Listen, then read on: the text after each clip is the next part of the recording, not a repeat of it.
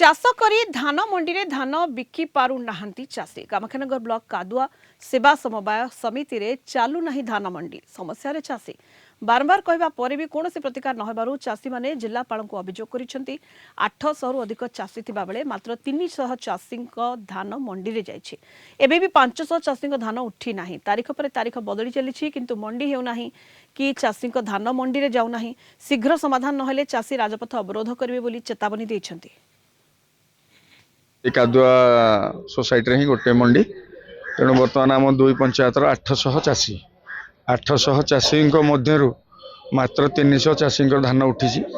आहरी 500 चाषी धान बाकी अच्छी या पूर्वर जो 15 दिन एक्सटेंशन सार करते कलेक्टर सार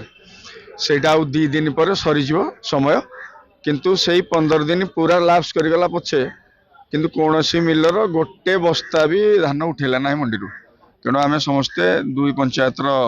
समस्त चाषी एकत्रित हो आज कलेक्टर ग्रीवांस देचु यार प्रतिकार करने कलेक्टर आमको प्रतिश्रुति देइछंती जे मु ताको 15 दिन एक्सटेंशन करी। जो सोसाइटी आम धान उठौनी